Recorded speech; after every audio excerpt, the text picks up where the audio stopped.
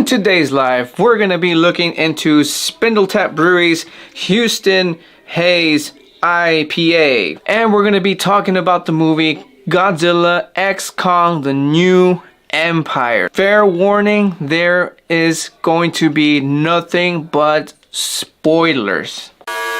I'm going to be joined by my good friend and supporter of the channel, Alejandro, and we're gonna be just spilling the beans about this movie because we both went to go see it together. It was hella fun. It was a good movie. And again, once more, spoiler alert.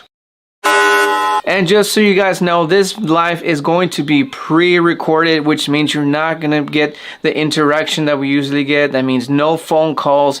Again, it's pre-recorded. But to keep in mind, I will be active in the live chat. So if you have a comment, I'm going to be in the chat. We're going to be answering. Maybe my buddy will also be there as well to answer some questions or to comment there as well. And of course, I gotta give a shout out to my homeboy Ace Core 30, which is the track you're gonna be hearing in the live stream. Like I've always said, if you are in need of some serious music, you need to head to the serious independent artist that is Ace Core 30. Check him out in all his social medias. Listen to his stuff.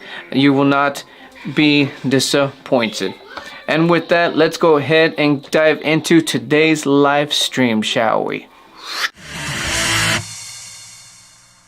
And how's it going, folks? Welcome to the Booze&Chill Live. Today, like you saw, we're going to be we're going to be reviewing and talking about Godzilla X King Kong, The New Empire. And I'm going to be joined by a good friend of mine who is also a supporter of the channel.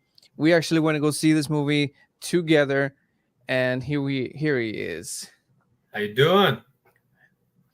Alejandro, your actual name, right? Alejandro? Yeah, Alejandro. Long name. You Long can call name. me Alex for short. Well, yeah, that's what I call you, Alex. Yeah. But yes, that's what we're gonna be doing today. Sweet. And let me go ahead and show you guys what it is that we're reviewing. This is what we're gonna be reviewing here. This is the what is it? I'm gonna wait till it to spin. The Spindletap Houston Haze. Nice. Houston Haze. The Representing Spindletap. H2. Hell yeah, represent Texas, man. Yeah. This is from Spindletap Brewery, which I've never heard of before. Actually, this is the first I hear about it. And then Houston Haze. It is kind of like catchy. Yeah, that's a pretty good name. I don't think I've heard of that one either. And you know what I realized? I forgot my dang cup. That's okay. I'm gonna see if I can get somebody to bring it for me. All right. And all right, but in the meantime, how's it going, folks?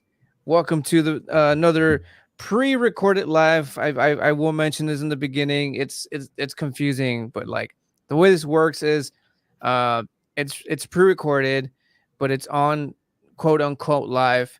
So basically, you're gonna be seeing this happening, but I won't actually be reacting to anything. So don't think like, oh, he's ignoring. Like, no, it's pre-recorded, and I will be in the chat. So if you have comments, questions, whatever it is, I will answer in the chat. Maybe Alejandro as well will maybe join in case you guys have any questions that I might not know. He might butt in there and answer for me. But in the meantime, we wait for that cup. In fact, I totally did not do that. I did not work on that. Give me a sec here. Hey, we forget something. It happens. It does. And while you're drinking the IPA, I'm going to go ahead and join you in a drink. I'm going to be doing the Wild Turkey Bourbon, Kentucky Straight. Recommended, pretty good price. Tastes pretty well. Yeah. I mean, it's not exactly what I'm drinking, but I mean, for those of you who have been around since the very beginning, know that I'm a whiskey guy as well. So I can appreciate somebody, joining me and not having what I'm having, especially if it's whiskey. Yeah, can't go wrong with whiskey. Oh hell no! In fact, let's go ahead. I haven't even put my dang music here.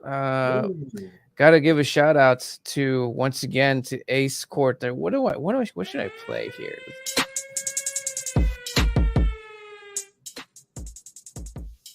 I like nice beat. Yeah, I think I'll keep it there. Actually, Yeah. it sounds very triumphant, just like the movie we're about to talk about. Actually, Yeah, absolutely. Yeah, it was a good movie, man. You know, yeah, it had its moments. it really, really did. Yeah. I guess we can maybe start from the beginning. Well, how did it start off? It was So- the Hollow Earth. Yeah, they started in Hollow Earth. Yeah.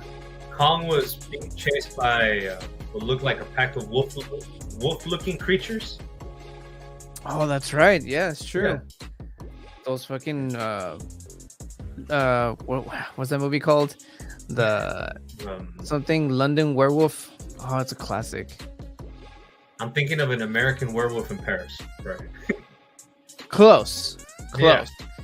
But they remind me of that werewolf in that movie, except a lot more mutated. These looked like they had gills for some reason. I don't know. I guess they But, could also possibly swim. Yeah, I mean, Godzilla can. In fact, in this movie, I totally forgot to mention, guys. This is a spoiler. Well, actually, no. I will mention. I probably have mentioned it in the beginning. So just to let you all know. Spoiler warning. We will be spoiling the movie. Warning. This, yeah. For if you haven't seen it and you don't like spoilers, then just cover your ears. Just watch. Just keep watching. Just cover your ears. Don't leave. Don't leave. The point is to cover your stay. ears, and we'll give you the thumbs up. Maybe when we're done with the review. But yeah, just cover your ears. Woo, thank you. There we go. There we go. We got the cup. But all right, we can finally try this thing. Yeah. Oh yeah, the movie starts on Hollow Earth with Kong. It's kind of like showing like what it is he's been up to. Yeah, basically. like he's exploring his new home. I guess just checking out Hollow Earth, seeing the new, I guess, new territories. I know they did mention something like that he was venturing into new territories. Oh, that's right. That was almost towards like the middle, I think it was. Yeah, If I'm not mistaken. yeah, that's true. But what's cool about the beginning part is not only did we see Kong in his natural habitat, which is Hollow Earth. Yeah. We also see Kong at this like completely new level. Like this motherfucker set traps, man. Right. He set traps. Yeah. I He was did like- an Arnold Schwarzenegger thing from Predator, man. Dude, yes. He did. Yes. I even said like, oh man, he's home aloneing his ass all the way out of there. Yeah, actually, he said that during the movie. But yeah, that was actually a pretty good line, man. I was doing my best not to crack up so loud, but that was awesome. But no, yeah, I do recall that it starts with him being chased by these wolf-like creatures. He kind of gets into a little part where it looks like he's stuck, but that he was doing that on purpose. He was luring them in so he can set off his first Kevin trap and just crushes most of the wolves. Dude, yes. And then how did he finish him off? Because it happened twice in the beginning of the movie, which is the wolves. He sets they go through that one trap when they all fall into like this giant like hole, and then like 2 or 3 come out from behind that didn't go through to the trap. Yeah. And what was it that happened? There was a second part to the trap. Well, yeah. So first it's the hole, because the first 3 or 2 run into the hole and they fall in, and so the rest kind of hold themselves back because they're like, whoa, like, all right, we're not falling for that. And he sets up that second trap where everything just kind of falls on the wolves, and one of them survives. So 3 of them kind of jump out from the back. He grabs the one wolf and like nothing, just splits one open and lets all that blood. Oh, that's right. Yeah. That's right. He completely ripped one of them apart, scaring them away. Yeah. And then it's funny because they in this movie they throw in some humor, because after he's done that and they like run away, he's like, ah, shit, what was I thinking? Yeah, like, now I'm covered in this stuff. I'm covered in this. this. When you see a little bit after it goes on to the next clip where you see Kong taking a shower in the falls. Yeah. But I thought that was kind of like, whoa, hey, like, I mean, what's the best way you can scare somebody off? It's kind of like in what's the name of it? Indiana Jones, where he just pulls the heart out. Yeah, I mean, you see somebody do that, you're not gonna want to stick around. You're like, I'm out. exactly. Yeah. So that's another thing that this movie kind of implemented in there. It's like if you used to watch those old Godzilla movies, the ones where like he would like do like that flying drop kick, like I don't know how many feet he would fly to drop kick, or like them interacting, not necessarily talking but interacting. That's kind of what they kind of implemented in this movie. Yeah, they kind of brought back some of the stuff from the old films where you see them talking. And it does help because they put subtitles, thank God, because I would have no idea what the hell they're saying. But that's true. But yeah, so I recall. So then after the falls, I think that's when they start kind of introducing what's the name of the little girl? Jaya or something like that. Jaya, I think you're right. Yeah, Jaya. Yeah, I think I had her name. Yeah, played by Kaylee Huddle. I think that's how you pronounce her last name. Yeah. No, go on. Yeah, I was gonna say they. I believe this bring to the next scene is where they're in her school. She's now in a new school, and she's just kind of there, like most of us were in school, just kind of bored listening to the teacher. And she starts having a random vision, where it looks like it's snowing, and then the clock starts fidgeting, and she sees 3 little mountains, like 3 spikes. I don't know if you recall that. Yes, actually. It's like a vision. The vision starts with that thing. I don't know what it's called exactly, but that thing that kind of looks like a line detector, and you see the spikes, and that's kind of where it starts kind of like forming out of. Yeah. Something like that. Yeah, something. It's a very trippy dream. Yeah. But they're implying that she's sensing something. Coming or warning. Like a warning. Yeah. And they do actually say that. Yeah, that apparently wasn't the first time that there's been a few times where that spike has kicked in, and it's been in every major event. First is when Godzilla came out and fought the first kaiju, and then the second time where King Ghidorah made its appearance as well. That is true. And then finally, when Kong and Godzilla went up against each other the first time during the mecha. Oh, that's right. Yeah, that's also right. Dude, I can smell this fucking thing. In fact, before we keep going, I'm gonna do the smelling part.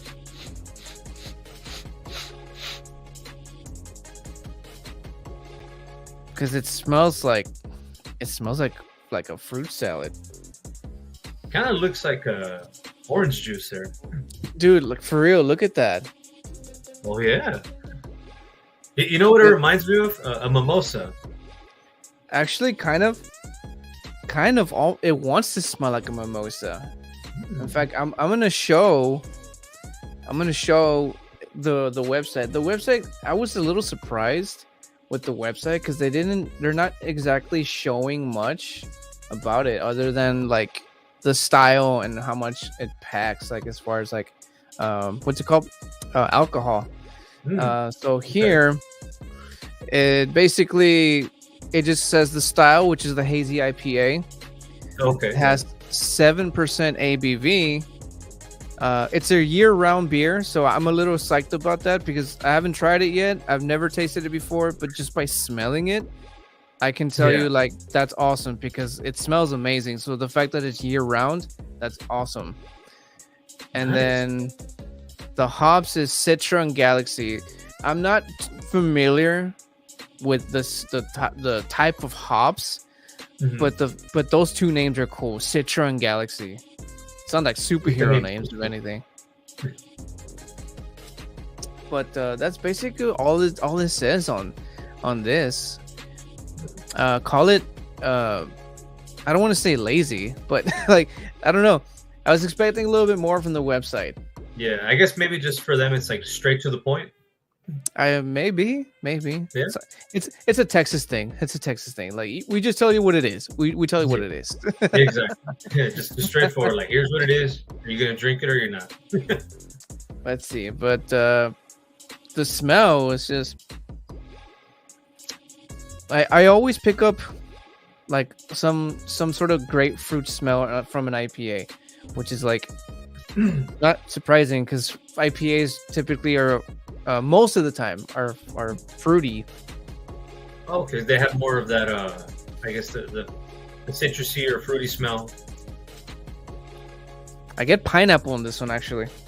Pineapple. Oh, interesting. I guess it'll fall under that Citra. Yeah, Orange, pineapple. Citra. That makes sense. Citra. Yeah. Orangey, grapefruity, pineapple-y. Smells creamy also. Really? Oh. Maybe they had a little bit of that cream in there. Yeah, because I mean, look at it. It looks creamy. Yeah, it kind of looks like you have like a tiny dose of like whipped cream as a little ring. And that actually be pretty interesting. Right? Well, I'm pretty psyched. I'm going to go on to the tasting so we can keep going with this awesome, epic movie.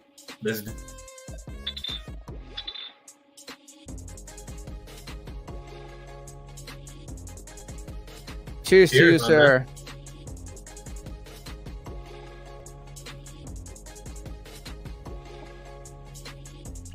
What you got? That is very, very pineapple-y. Very extremely pineapple-y. Too big of a hint of pineapple? It tastes like pineapple, but it hits like a rind of an orange.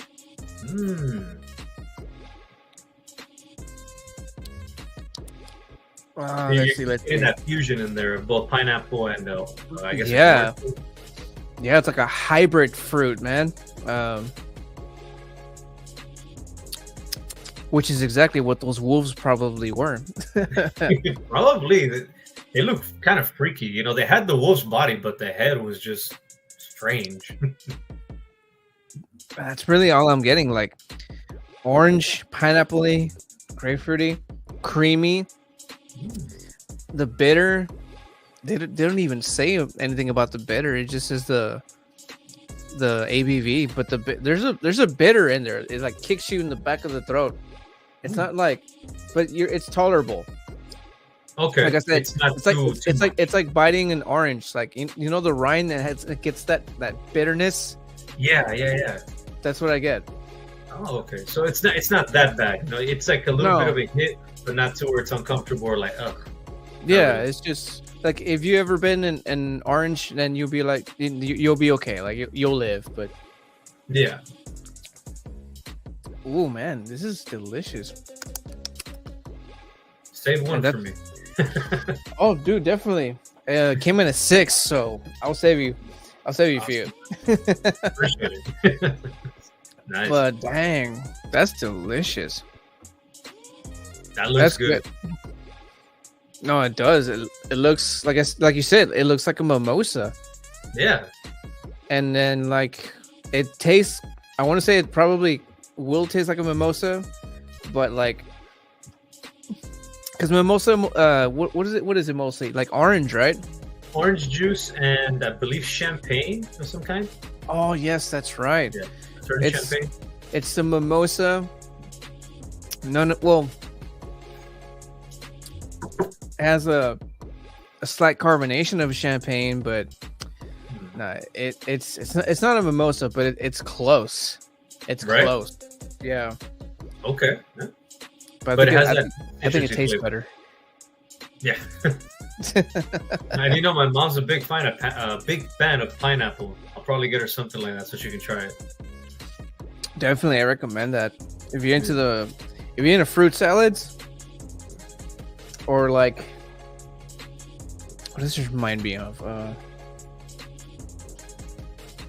Smells creamy, but I don't get so much of the. Well, I get a little bit of the creaminess, just not as much as you get it in the nose.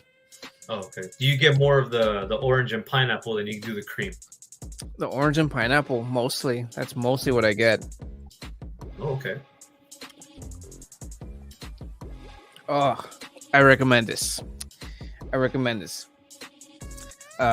ain't no fruit salad, but it hits better. It hits better. Nice. All right. So definitely a good recommendation right there. Hells yeah, bro. All right.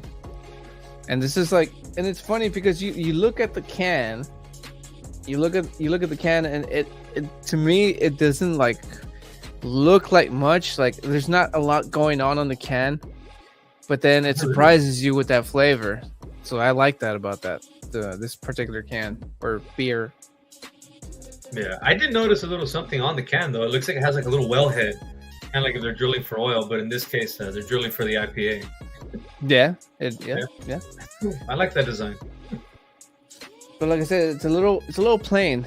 But like I said, it surprises you with the flavor, and then it packs 7% ABV, so it's like right in the middle almost. So yeah, I think it's fair. Okay, yeah. I'll take it any day. Oh hells yeah! Right. All right. While we keep sipping on this, and Alex here keeps sipping on the turkey bourbon. Let's keep going about with this movie because, like I said, this movie was just freaking epic, dude. Like, it was just like we said a while ago, they implemented a little bit of the humor from the old Godzilla movies, and not only that, but we're seeing. I mean, if you kept up with all the other Godzilla movies and the Kong movies, and the ones where they both, came out, then you'll see the evolution of how these guys are, what they're becoming. Yes, like correct. Fucking Kong's like, what's it called? How would we put it? Because he's mastered like traps. He's just adapted in a way where it's like insane. Yeah, no, I did not expect that. He just goes to a brand new home and has just learned like, all right, I already know these territories. He's already set up traps, and it looks like he's comfortable. And he just continues to explore. And Godzilla, pretty much, he's back on Earth, or he's on, regular Earth over here, just kind of protecting it and doing his best to do their thing. But one thing they didn't mention in the movie is that, Godzilla's his own territory and Kong is in his own because, well, they're both alphas. They're like, hey, you know what? I ain't going down and neither are you. So how about we just split territories? Yeah. True. Yeah. They do point out a lot of like, how do you put it? Like animalistic, what's the word I'm looking for? Instincts, I guess. Instincts, tendencies, yeah. Yeah, because they're like, I think even somebody says in the movie, like, they're animals, like they're territorial, this and that, and it's like, it's true, except giant. They're giant animals. You don't want to be near those, or would we want to be right? But in the beginning, we do see all of that from Kong, but we also see. And it's like very, very obvious where Kong is extremely lonely. Yeah. For the reason that since not this also movie, but family has died. Yeah, and the past movies have mentioned that as well. Yeah, I believe Skull Island is the first one that mentioned it, where he was the last of his kind. But pretty much, like, even though he was a giant, like he was still kind of growing. He was still like a baby. He was like in his teenage stage, I guess.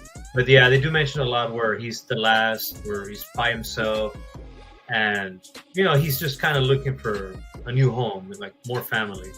And so in this film, that's why he's exploring in that beginning set of the film, he's exploring new territories, looking to see what he can find. And as he hits kind of another territory that's unknown to him, that's where we meet what did they call him? Little Kong. I'm trying to remember what they tried to call Baby him. Kong. Baby Kong, yeah. Yeah, Little Kong. So he meets somebody that's kind of like him. He's like, oh wow, like who's this? And that's even where I got curious. Even during the trailers, I'm sure you can probably agree with me on this one. It's like, oh dang, did he find a new group or someone new? Is there more like him? Yeah.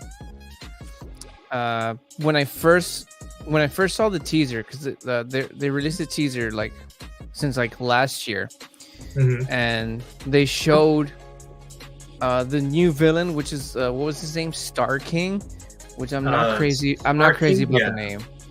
Yeah, I mean neither. I was like Star King. I'm like I didn't get it. I didn't get it. Me neither. That's what I was like. Maybe he has a scar like Tony Montana had. Like a Scar King. I don't know. I keep kicking my damn camera here, but is one of your kids there? oh no, it's all me. It's my bad. You're fine, man. And yeah, it's shown in the beginning that he's like super lonely. And oh no, that's not what I was at. I was saying about the teaser. In the teaser, they showed the eyes of the new villain that we know now, which is against Star King. When I first saw that, Star, I think it was. I might have heard wrong then. I think it was Star, but I'll double check in a bit because I'm pretty sure it was Star. I'll look into it right now. Yeah. And when I saw that teaser, I even reviewed it on the live, and I even said that like I was so confused, and I said something like what the fuck are we getting? Like, are we getting some sort of like Kong Godzilla hybrid? Because when they first showed him, it was like an ape, just like how he was sitting in the movie, like all Lion King Scar style. You know what I mean? Yes, yeah. They're like, what's up? Yeah. And then they zoom into his eyes, and then his eyes do that thing that Godzilla does whenever he's about to shoot his blast, and I'm just like, what the fuck is this shit? Like, yeah. No, I thought the same thing. So even when I saw the villain, I was like, oh, okay, so is this maybe this particular species also has some kind of power like Godzilla, where he can shoot something? That's what I thought. Yeah, same here. I thought the very same thing. So that's kind of what I was expecting. It turned out a little different, but even then, it was still kind of interesting how they incorporated it in there. Yeah. So within that, he finally discovers that there's more species like him. He meets the little Kong, and during that scene where he meets little Kong, apparently it was an ambush, and he gets attacked by three other apes as well. Yes, it was. Right? Yeah, and the little baby Kong was bait, man. Yeah, he was the bait. Baby Kong did Kong dirty, dude. He did. But the crazy thing is that even though Kong was attacked by three other apes, man, he took him down. He took him down. He took him down good. And then like he was this close to killing one. Saves his ass anyways. Right? Comes at him again, and he's like, "Fuck you!" Pushes him right off again. You would think like that particular ape would be like, "Hey, I'm trying to kill this guy, and he saved me." You would think he'd now be on his side, but he's like, "Nah, let me grab this dagger-looking rock. Let me stab you with it, or try to stab you with it." And he just pulled oh my god, what's the name of the movie? 300, and it's like, well, nah, he just picks him up. Oh my god, what's the name of the character from 300? Leonidas. There we go. Leonidas kick. That's another one. There was some movie references in there, such as 300, like you said. Yeah. There's Lion King, because I think it was my wife that pointed out. I'm like, you're right. I don't remember what part it was, but it was very, very obvious. It was Lion King. I'm just thinking it's gonna being held up. God damn it, it's gonna kill me, but it'll come to me. If anything, she'll probably remind me later on. It's like, you should have. This was this, and I'll be like, damn it, missed opportunity. Or is it? Or is it? Right. How did you get your cup? God damn. Oh man. But yeah, Baby Kong did Kong dirty. Gets attacked by three other giant apes. Kong, being Kong, defeats them, and then grabs the what I can only assume is a boulder, because they're giant, shaped like a shank. Right. Carved it straight out from the ground. Like, oh, this looks like a dude, shank. For real. Yeah. He grabs it and tells baby Kong, but you know they're not talking, but you can tell like he's like signing him to lead him to the lair. others, because to where he came from. Yeah. And that starts Kong's little adventure. Yeah. And while that's happening, the what's up? And after that, I believe it pans to like the humans and what they're doing. Yeah. And I can't remember what they were doing at the time. I think this is where what's her name? The scientist, Dr. Elaine Andrews, which is the mother of Gia, played by Rebecca Hall. Yeah, she's trying to figure out what exactly Gia is like dreaming or hallucinating or whatever. What she's saying, yeah. And she goes to none other than Bernie Hayes, which is the guy that came out in the movie before in King of the Monsters. Yeah. And just like in King of the Monsters, he was like the comedic relief, but he also just happens to be a genius and know a lot more about what's going on with the kaijus. Yeah, because Andrews goes looking for him because apparently he really knows his stuff so well that he's even asking him to crack a code of some kind, which are those three little mountains that we keep seeing, or three little spikes, those things. She actually goes to him for help and say, "Hey, well, you're the only one I know that can crack this, you know." And he's just an engineer, but he knows his stuff so well that he cracks the code. He cracks it really well. And he only has a few hundred subscribers. Yeah. which by the way, if you are here, I am very close to the 300 mark. My goal is to get to the 500, and that's for now, right? For now, to reach that 300 mark, 2 more subs for the 200 mark. So if you guys are here watching and you're new and you like kaiju movies or beers, please consider subscribing. Movies in general. This channel is awesome. I've been following this channel since it started. I like it. You know, it's a great channel. Beer reviews. In fact, it's because of your channel that I started kind of even enjoying beer a little bit more. You know, I was like, okay, because now I'm starting to kind of get a better understanding of it. And I mean, if anything, the other thing is do also become a Patreon member. It really is a benefit. Raymond puts out a lot of good stuff out there way before you see it here. And he kind of gives a little bit more of a background. And you can hear a little bit more also on the podcast, which they get a lot of fun. It's really fun to listen to a lot of different stuff. And it's weird. I didn't do this because you're here, but I should probably do this anyways. I got to give a shout out to Matthew C. Parker and yours truly, Alex here. Alejandro. It doesn't say Alex, but you know what I mean. You put a face to the name. Yeah, pretty much. Yeah. But do so. Subscribe if you are into all kinds of alcoholic beverages of all kinds, movies, music, and every now and then food. And like you said, Patreon members get early releases, behind the scenes stuff. Tiers start at $3. You get stuff in return. But absolutely.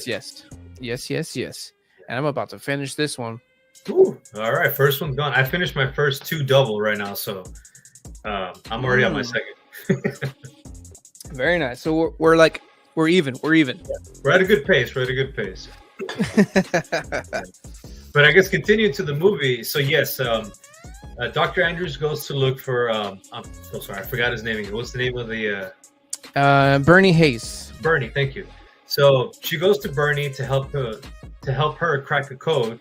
Which after a while, he cracks a code, and that's what he actually brings up to her that, you know, this code has been coming out every time there's been a major event. And the previous event was when Kong and Godzilla pretty much had their battle, and then they went up against the mecha. That's when that warning came out before.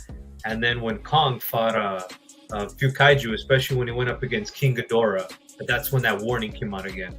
And even way before, when Kong was having issues on Skull Island, that was another time the warning came out. He breaks it down so well, and you're like, wow, that's amazing.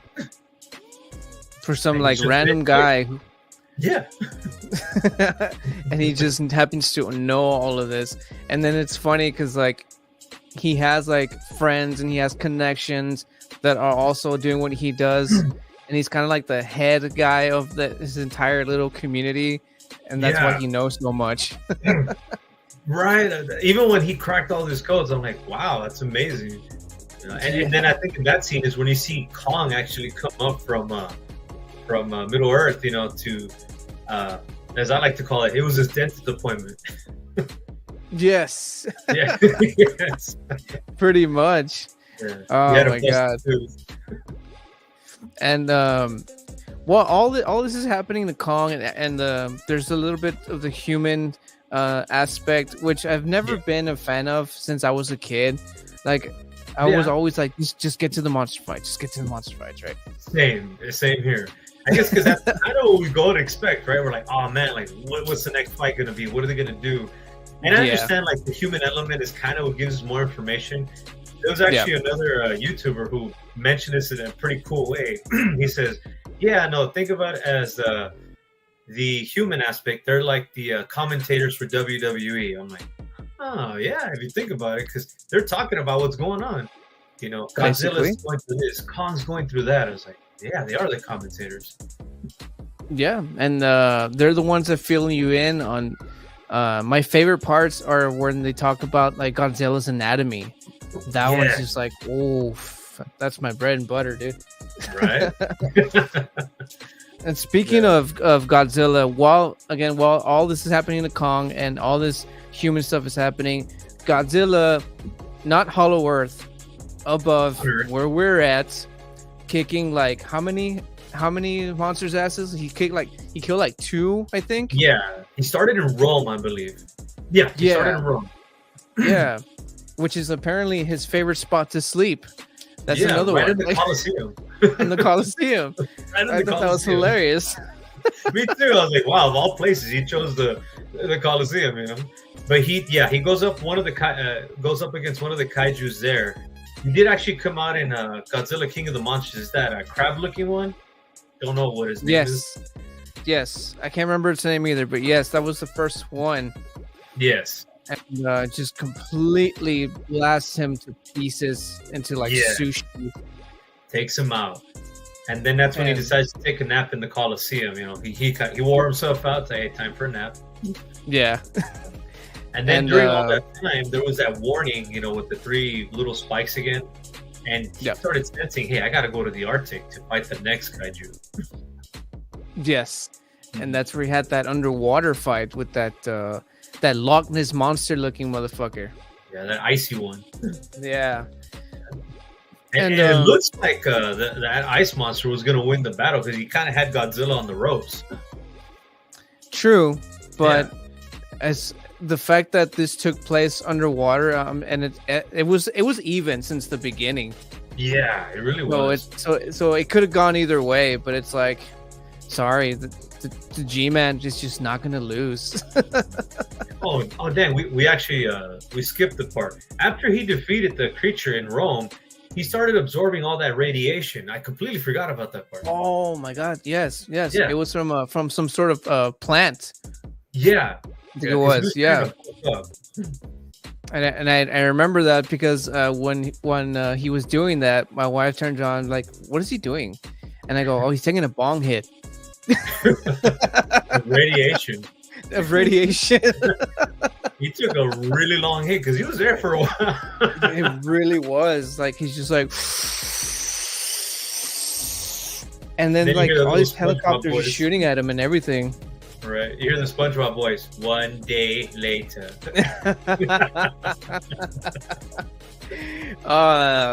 Damn! I wish I had that on right now. Oh, I'm gonna start putting a lot more of these sound effects and videos just for the fuck of it now. For real. So after that's true. Dude, for sure. Yeah, you should definitely do it. So yeah, after that battle in Rome, he goes. Was it Antarctica? Probably.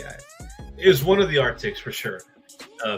he heads to one of them to go fight that ice creature and defeats the creature, just as easy as he defeated the one in Rome.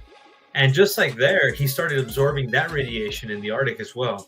And that's where he started turning that different color, remember? Oh, hell yeah. Yeah. Starts turning that gnarly purple color. Purple with a hint of pink, kind of. Yeah. And apparently that's like, if you are familiar with Dragon Ball Z, apparently when that color changes, it means like they reach another level. That's kind of what we saw with Godzilla. Yeah. So he was kind of like in the Kaioken version of I guess you could say, actually. Yeah, he was in the Kaioken version, I guess, in the King of the Monsters, because you know how he went with a full radiation? Yep. Yep. And in this one, he was turning Super Saiyan. Pretty much. Yeah. Yeah. Except, wait, is it called Super Saiyan? Because Super Saiyan was like blonde, right?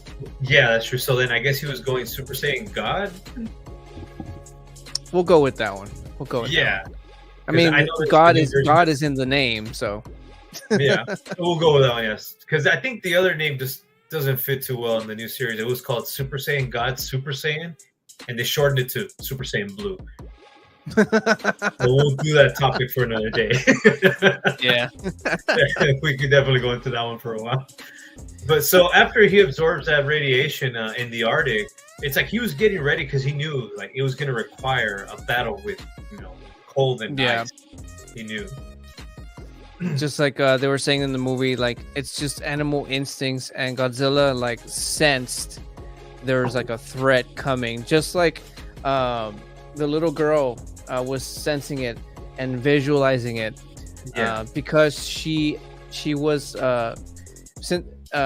there's a point where they consider her the last people of her tribe.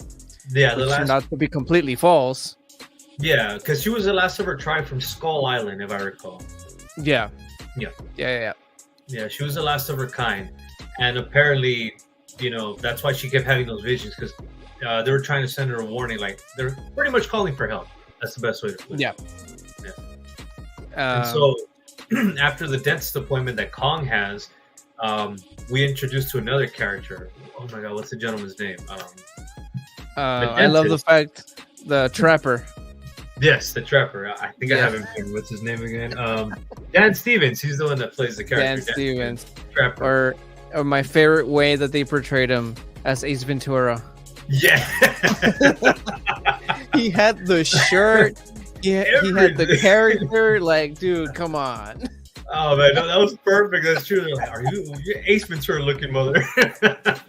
And I think that very same character even says that I'm like Dr. Dolittle, except the animals are bigger, or something like that. Yeah, definitely. So, there you go. So we were introduced to him and how, like, he likes what he does, even helping a Kong. And in that scene, that's where Bernie comes in and explains everything he found, as far as with the spikes. And then that's when Jaya says, "Hey, well, we need to go to Middle Earth and see what's going on, because I keep getting that warning." And that's when Bernie's like, "So what? Am I gonna be able to go this time?" And there they go. They go on an adventure ride to Middle Earth. Taking all his camera gear and everything, because he started a documentary. Yeah, because his community doesn't believe him. Yeah, because no one believed that he was there during that battle with the mecha. Oh man. And I love the way that they actually go into Middle Earth, like into that ship, and Kong goes in first, and then they go in behind him, and right before they go down, the Ace Ventura looking motherfucker's like, "Careful not to swallow your tongue." Oh, that's true. What do you mean? And then you see all these trippy lights. It's kind of like Tron, but just not with so many flashing lights, I guess. Yeah. It's like Tron on acid. There you go. And they finally make this, like, there you are. We're officially in Hollow Earth. Yeah. Which, for those of you not familiar with Hollow Earth, it's a bit confusing, because it's like land and then land above it. Yeah. It's that part confuses me, because it's like if they jump a certain height, they automatically rotate and they're just standing again. it's kind of like a mirrored version of itself, because you have one side here and then this side here, but they look exactly the same. So Middle Earth is kind of like a mirror version of itself, but it has one side and then the other side. So you could be on the bottom. It's a little confusing. Yeah, it is kind of weird. But that's pretty much Middle Earth or Hollow Earth. I keep saying Middle Earth. That's what I keep thinking. Because it's right dead center, supposedly. Yeah. In the center. It's very easy to make that mistake. Yeah. So as they travel to Hollow Earth, now they go to a particular post because it's been attacked. What they thought it was Kong because it looks like it was kind of beat down, like from a giant also as well, from another kaiju. But of course it wasn't Kong. It was another one of the apes that was around. From what it looked like in the destruction. And that's where Bernie takes out his camera and starts commentating. It's like, so see, I'm not crazy. Goes off on his own trip. I think another reason why they suspected it was Kong was because there was a giant hand, a bloody hand on him. I think it was like a mountain or something. On a mountainside, yeah. So it's like there was no other kaiju or whatever that is able to leave a hand mark like that other than Kong. Yeah. And at the time they had no idea there was more of them because Kong had already what's it called? Not met up, but what's the one I'm looking for? He'd already run into a bunch of other apes, so he was already on his own little adventure.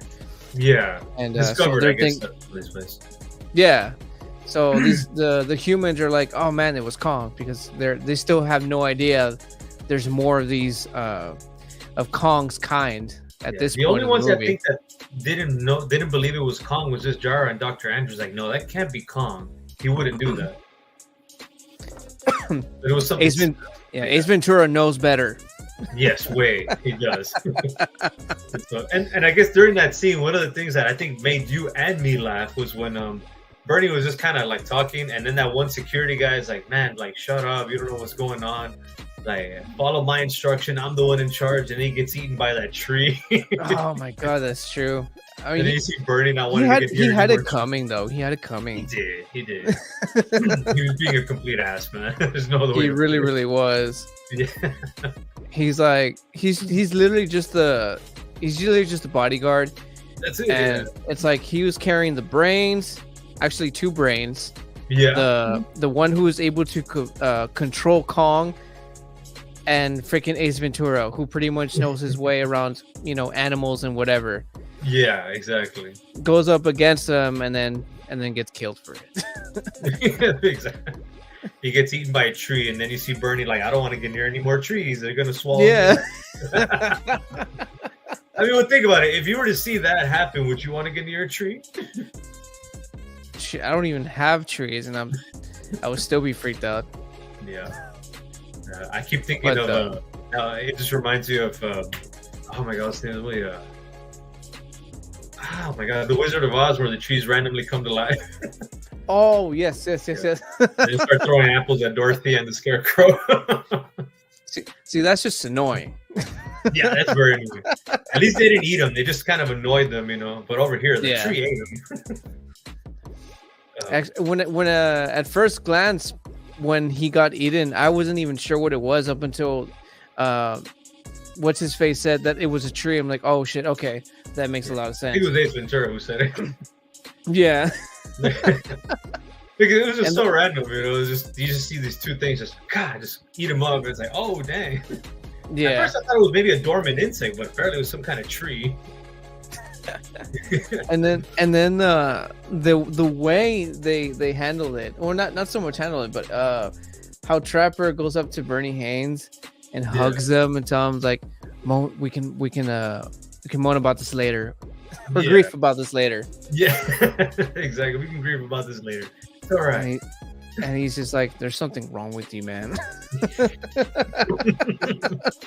Yeah, there's something wrong with you, bro. And so after that scene, I believe they show where now they go into what looks like a temple, and they start kind of discovering what is this place, Yes. And then Gia, being that she's I don't want to say yes. At this point, we're starting to get implemented so that she's kind of sort of telepathic at this point. Yeah, because she just kind of looks around and just feels around and feels stuff. She hits this one particular rock, and it's like it goes in like a button. Yeah, and then water starts pouring out, and it goes into like this like what do you call it? Some kind, something like that.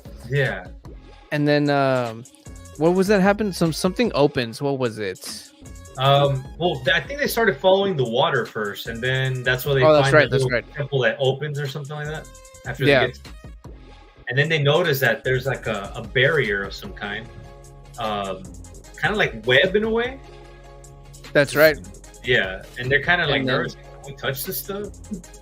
And there was a trapper who's the first one to go at it. Yeah. Kind of just like they're just messing with it, touches it, and then releases what looks like electricity. Yeah. He hits it about shotgun, which is a good thing. Yeah. He hits it about 3 times. First time pokes it, and it's like just like this little bit of like energy. Hits a little bit harder, more. And the last one was the one where just like he just punches it, and the whole entire thing just lights up. And then I don't who was the one that opened it first. I think it was Gia. I think it was. Like Gia kind of stuck her hand slowly and started spreading that web that's right. thing. And then they all just kind of helped her open it up, and then they walk in. And as they walk in, they see the disturbance. I remember Bernie on the camera like, is she doing that? Can she do that? Is she allowed to do that? I forgot about that part. And then they just kind of look at him like, are you seriously still recording with the camera over here? Like, hey, I'm trying to document this stuff.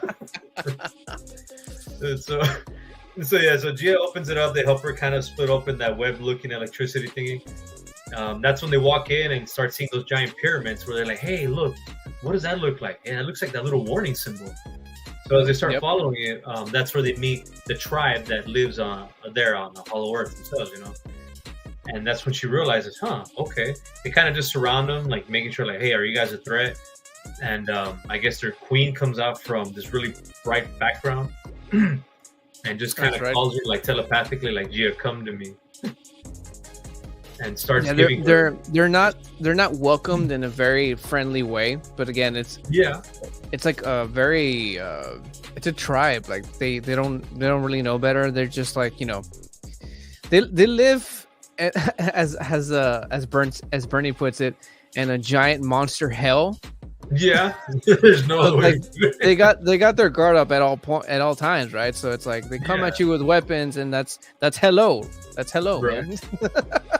And once they saw that they weren't a threat and that Gia was okay, you know, so they're like, all right, come on, let them pass through. They take them into this chamber that kind of explains the history of what's going on. And that's where they bring up, what's the guy's name, the scarred dude, the other ape with the whip. Star King, yeah. Where they pretty much talk about how before in the history, Godzilla actually went up against some of these apes. And he almost lost the battle until he kind of used the last sword to dig them in, trap them in Hollow Earth, so that way they would never escape. And that's pretty much where, in that story, as they're talking about the story, you see Kong arriving to that area where you see all the other apes as slaves. You know, there's really no other way to put it, because they're kind of moving rocks around, looks like they're trying to get through something. And he walks in and he sees one ape like mistreating another.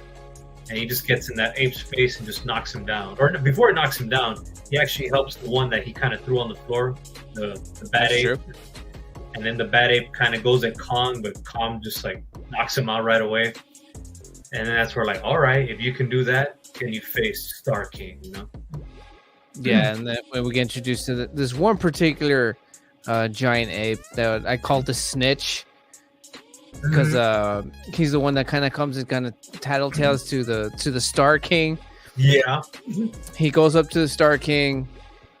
Star King gets notified, and this is the part where this character Star King is like so gangster. It's funny. Yeah. The way he stood up from his throne. And does that walk? Do you see that walk though? Yeah, kind of like, what's up? It was so thug, dude. Yes, it really was. He gets off. He has that bone-looking whip around around his shoulder, and he's like, "All right, hey, you think you're better than me? Let's see. Show me what you got." And even though, him and Kong go at it, Kong in many ways started getting that upper hand, and that's what worried him. Like, oh dang, like this guy came for a fight. Yeah, right there. Yes. Fucking yeah, the Star King, like the name is just like, you know what it might be? It just occurred to me. What's up? The reason why they call him Star King is because of that little spike at the end. Surprised they didn't call him Ice King, but then it wouldn't fit. Yeah. Yeah, it wouldn't fit. And how I was saying they reference a lot of movies. Mm-hmm. There was Game of Thrones references. Oh yeah, there was Game of Thrones. The ape, decapitated apes on sticks. Mm-hmm. Yeah, and kind of to show like, hey, I'm the one in charge, and if you don't listen, this is what happens to you. Dude, yes. And for those of you who have seen Game of Thrones, you've seen, I think it was the season 1. I don't know what episode it was. Line of decapitated heads on spikes. That's what we saw there, except apes. Yeah, I think it's something that goes down through history. Of course, even old kings would do that to kind of warn people, like, this is what happens when you disobey, kind of like that. And so that's when they actually decide to fight at it. And the Star King thinks like he's gonna have the upper hand. And when Kong starts kind of like dominating, he was like, "Oh dang! Like, hey, I'm not gonna win this fight." So that's when he unleashes his own kaiju that he has full control with that whip that he has. At the end of that whip, it's like this crystal. And he summons, I forgot the name of that kaiju. I think it was, oh my God. I don't have that name on me right now. Me neither. I'm completely, we'll call him Ice Monster for right now. Yeah, we'll call him that for now. Yeah, so Star King uses this crystal that he has at the end of the whip to summon the Ice Monster. And so Kong looks at him like, oh dang, what's going on? And Kong, of course, has his axe, that he used against Godzilla, and he does everything he can, like to kind of to block most of the attacks from this ice monster, because the ice monster obviously throws, an ice beam of some kind, and which I can only assume is kind of sort of familiar to Godzilla's, except cold. It's just it's an ice beam. It freezes everything when it touches. So kind of like his atomic blast, but an ice beam. So he. As you saw in the clip earlier, he shoots at Godzilla, and Godzilla tries to block it with his axe, and that's when the axe kind of flies, out of there. And then he tries to block the ice beam with his hand, and it freezes his hand. And he's able to break off the ice, but now he realized, like, hey, I can't use my hand. It's kind of just So that's when he runs off, and then little Kong, goes with him, and the Star King says, hey, follow him. That's true. And then what happens after that? The what? It was the Snitch and the few other apes that kind of follow Kong because they're trying to take him out. That's right. And that's when we see the second Home Alone traps.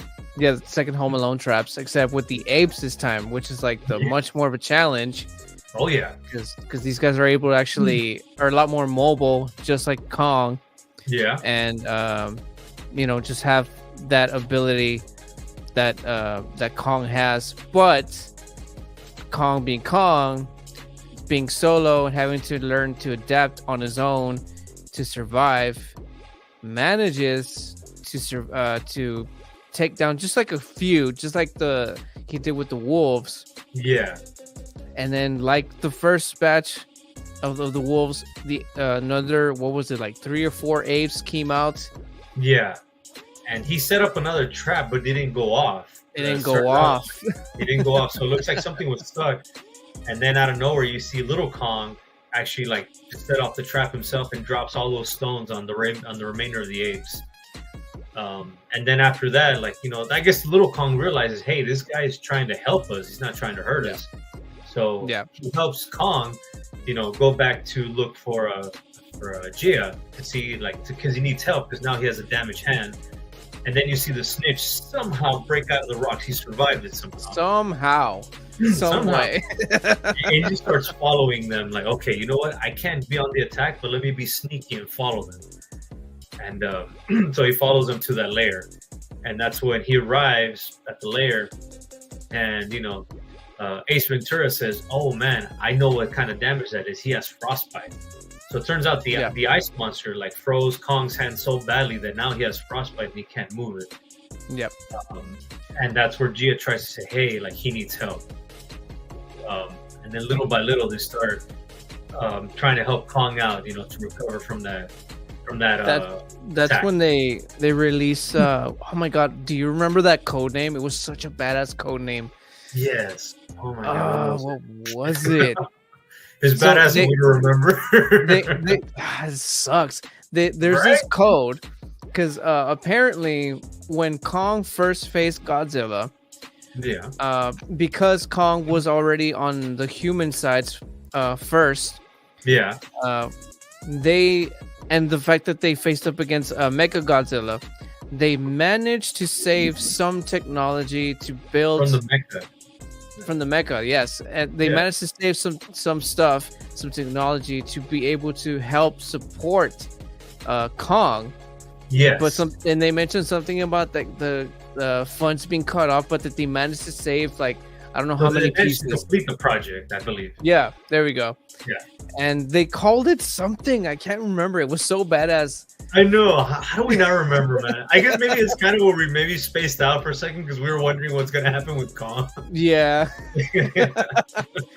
And so they mentioned the code name, and then even the comedic relief. Bernie is like, I'm sorry. Code what again? And then Dr. Andrews explains to him what it is, and then they're like, you know what? Send it in. And then that's where we get. In fact, let me see if I can find it here. Yeah, go for it. The first time I saw this trailer, when I saw this project that they built for Kong, I called it the Transformer hand because it basically looks like it's like Bumblebee in his hand. Yeah, that's what I kind of referenced the first time I saw it. I'm like, ooh.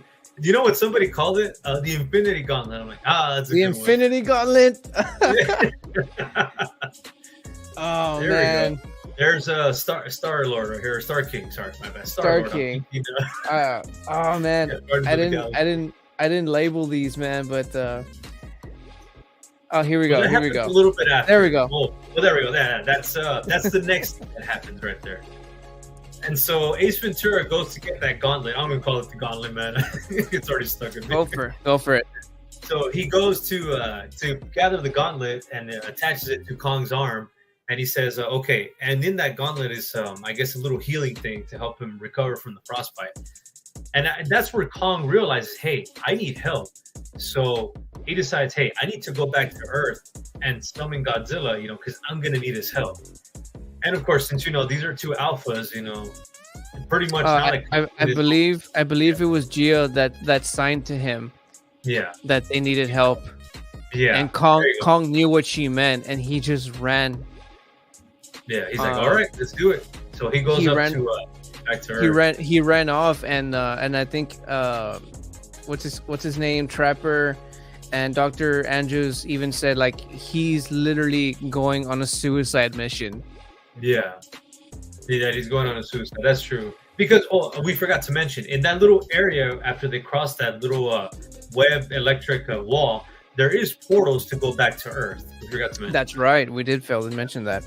Yeah. So after Kong gets his gauntlet, he says, "All right," and Gia tells him, "Hey, you need help." All right. He knows he just kind of have to swallow his pride and go look for Godzilla.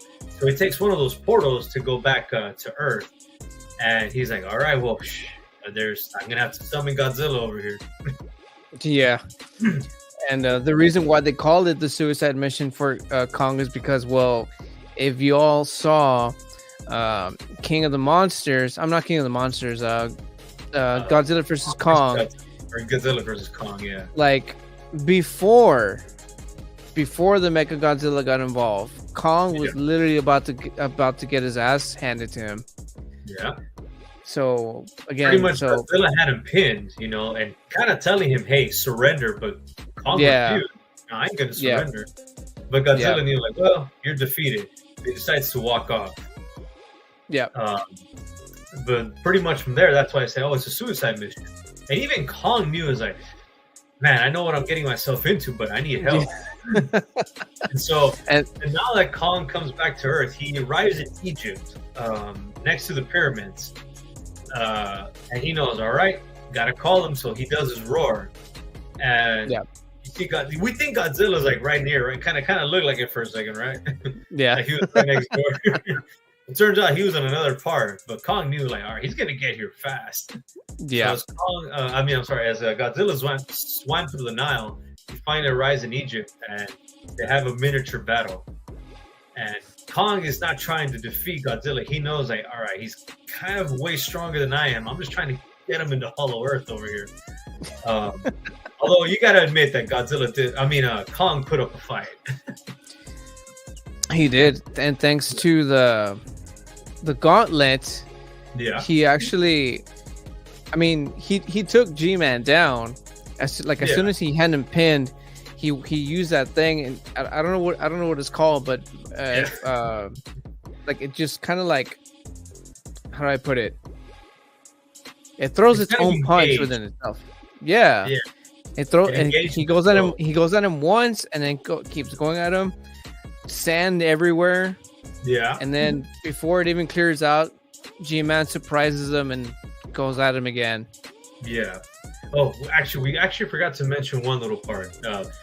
While they're still in Hollow Earth and the Queen is talking to Gia, she mentions that she's also the one that can summon Mothra. We completely forgot about Mothra. That is so true. And that's one of the parts of the movie that completely confused me. Yes. So and I don't know if you know why. Earth, and I understand. I got confused too. We kind of skipped over a whole part here, but before Kong goes to Earth, the Queen of the tribe is talking to Jara and telling her, "Oh, you can summon Mothra," which she does. She summons Mothra. Yeah. But I got confused. I'm like, well, isn't Mothra controlled by somebody else? I remember in the old movies. I think it kind of just like, again, that's why it confuses me, because like, these tribes, they worship these kaijus, and they have their own ways of summoning and worshiping and whatever. But the part that confused me the most is the fact that we lost Mothra in King of the Monsters. She sacrificed herself. Yeah, and she sacrificed herself to to revive Godzilla. Yeah. So, okay, so she sacrificed to bring Godzilla back, and that was the end of that. What caused Mothra to come back this time? Because like she pretty much gave whatever she had left to Godzilla. Like how did that even happen? That's the only thing that I question about the movie. Yeah. I was remembering, I was watching an old video on how Mothra is kind of immortal. Like, you can kill her off in the movie, but she kind of regenerates, so she starts back from like a little larvae. Kind of like we saw in King of the Monsters, she was like a little worm. Yeah. I think that's what it was, so she sacrificed herself. That's the part that confused me. Like, you think we would have seen like something like that, like a larva or a worm or something, but no, she literally just thin air. Yeah, just came out of nowhere, like, oh, Mothra's returning. And which was kind of cool. I know I was kind of excited, like, oh, cool, they're bringing Mothra back. But just like you, I was like, wait, where did you come from? Exactly. I was psyched when I heard that she was coming back. But then as I saw it happen, I'm like, where's the giant worm? Where's the giant egg? Where's the cocoon? Something, right? Something. I was confused. I was like, wait, where did she come from? Was she hidden back there the whole time, I don't know, man. But yeah, so after Jara summons Mothra, then afterwards, Kong goes up to Earth to summon Godzilla to try to get him back to Hollow Earth to help him with this threat. And so then afterwards, during the fight in Earth, where Godzilla kind of Kong punches Godzilla a little bit, like kind of just like, oh, okay, just to daze him. That's when Godzilla fights back, and it looks like Godzilla pins Kong again. And it looks like he's about to eliminate him, but that's when Mothra comes out of nowhere to kind of to tell him, "Hey, we need your help." Yeah. And Godzilla lays off. All right. Because everyone knows that the G-Man and Mothra have like a little thing going on. Yeah, that's like she's a queen while he's the king, which I still consider Kong the king, but he's not the king yet. I'm sorry, that's just me. I am a Kong supporter. You're a Kong supporter? Yes. Okay. Yeah. We're on the opposite sides then. Yeah. But still in mutual respects. I guess that's the best way to put it. Mm-hmm. Right? And so then after that, once Godzilla listens to Mothra, is like, okay, so hey, what's going on? Hey, we need your help. We need you to come to Hollow Earth. We're under attack. And then as they're about to make their way back down, that's when a little bit of I say, if you're like me, who studied biology, you're like, okay, this is kind of define the laws of physics and biology, but it's a movie, you just go along with it. Yeah. So the people there start to pour this weird goo-looking thing into their water supply because it's gonna help, I guess, eliminate gravity for a few minutes. And Bernie's that's right. Yeah. Bernie explains it very, very well, though. Yes, really, really good job. What I love about this scene is the fact that Bernie's like talking, explaining, and the tribe, being that they're actually able to actually telepathically talk to each other, but at the same time still understand the English language. Yeah, that kind of blew my mind that they're able to actually do that.